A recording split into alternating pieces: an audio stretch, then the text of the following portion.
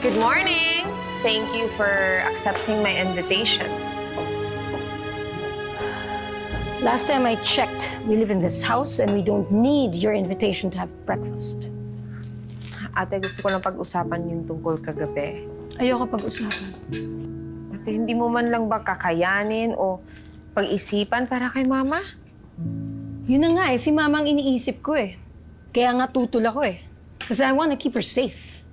Tsaka huwag ka nga parang plastic na akala mo kung sinong may malasakit ka kay Mama. Dito si Mama, ikaw Manila ka lang. Hindi mo alam kung anong nangyayari sa kanya. Hindi ba talaga tayo makakain na maayos sa bahay na to? Pwede ba? Huwag na kayo mag-away. Ate, nakataya ang happiness ni Mama dito. Tingin mo ba hindi ko iniisip ang happiness ni Mama?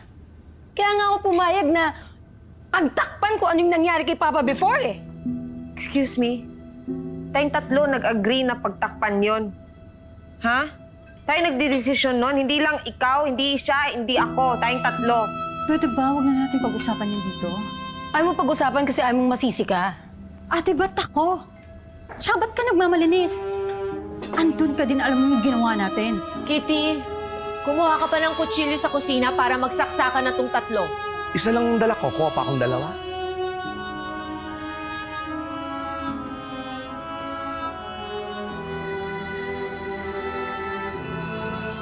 Ang aga-aga naman, ito yung salubong nyo sa akin.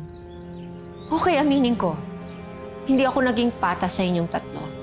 Dahil hindi ko kayo binigyan ng panahon para maproseso ang tungkol sa amin ni Jose.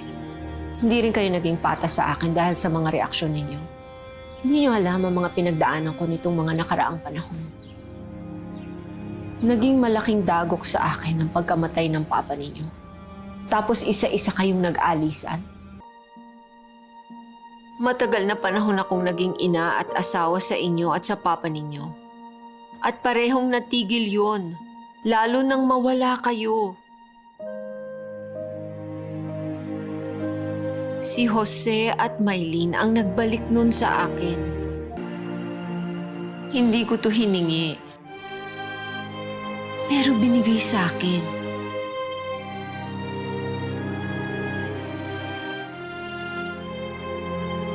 Kaya naisip ko na baka tinadhana talaga.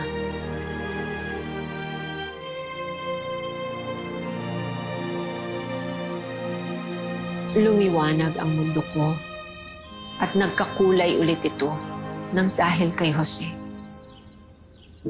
Lalo na ngayong panahon ng pandemya, mas gumagaang ang lahat dahil kasama ko siya.